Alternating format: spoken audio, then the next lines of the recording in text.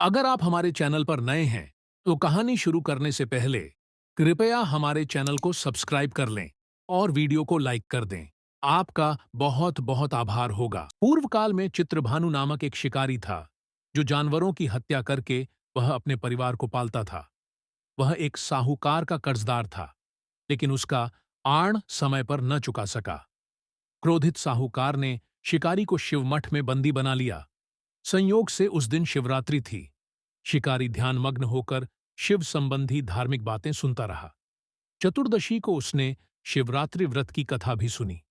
शाम होते ही साहूकार ने उसे अपने पास बुलाया और आण चुकाने के विषय में बात की।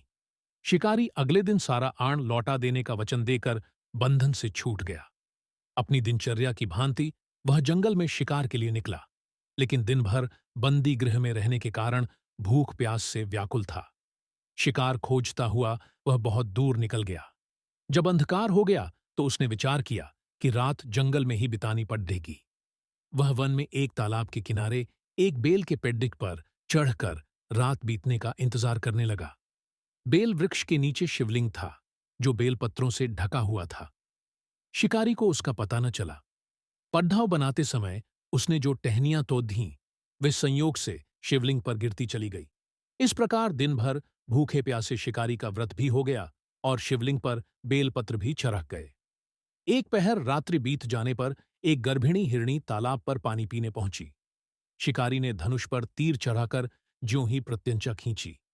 हिरणी बोली, मैं गर्भिणी हूं, शीघ्र ही प्रसव करूंगी। तुम एक साथ दो जीवों की हत्या करोगे, जो ठीक नहीं है। मैं बच्चे को जन्म देकर शीघ्र ही तुम्हारे समक्ष प्रस्तुत हो जाऊंगी, तब मार लेना। शिकारी ने प्रत्यंचा ढीली कर दी और हिरणी जंगली झादियों में लुप्त हो गई। प्रत्यंचा चढ़ाने तथा ढीली करने के वक्त कुछ बेलपत्र टूटकर शिवलिंग पर गिर गए।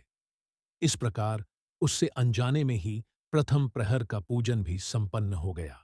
कुछ ही देर बाद एक और हिरणी उधर से निकली। शिकारी की प्रसन्नता का ठिकाना न रहा।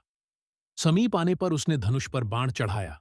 तब उसे देख हिरणी ने विनम्रतापूर्वक निवेदन किया, हे शिकारी, मैं थोड़ी देर पहले रथु से निवृत्त हुई हूं। कामातुर विरहिणी हूं। अपने प्रिय की खोज में भटक रही हूं। मैं अपने पति से मिलकर शीघ्र ही तुम्हारे पास आ जाऊंगी। शिकारी ने उसे भी जाने दिया। दो बार शिकार को खोकर उसका माथा ठनका। वह चिंता में पड़ गया। रात्रि का आखिरी पहर बीत रहा था। इस बार भी धनुष से लगकर कुछ बेलपत्र शिवलिंग पर जा गिरे तथा दूसरे प्रहर का पूजन भी संपन्न हो गया। तभी एक अन्य हिरणी अपने बच्चों के साथ उधर से निकली। शिकारी के लिए यह स्वर्णिम अवसर था। उसने धनुष पर तीर चढ़ाने में देर नहीं लगाई। वह तीर छोड़ने ही वाला था कि हिरणी बोली, हे शिकारी, मैं इन बच्चों को इनके पिता के हवाले करके लौट आऊंगी। इस समय मुझे मत मारो। शिकारी हंसा और बोला, सामने आए शिकार को छोड़ दूं। मैं ऐसा मूर्ख नहीं। इससे पहले मैं दो बार अपना शिकार खो चुका हूं। मेरे बच्चे भूख प्यास से व्यग्र हो रहे होंगे।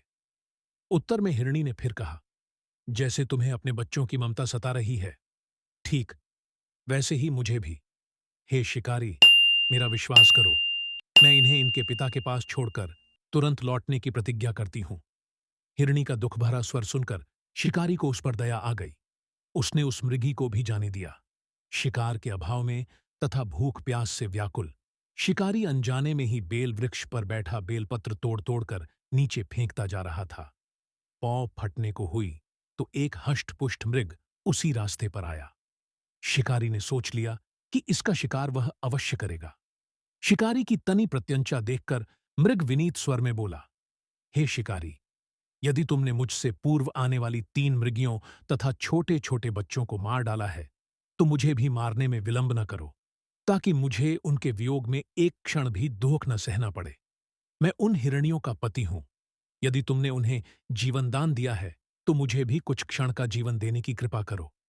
मैं उनसे मिलकर तुम्हारे समक्ष उपस्थित हो जाऊंगा।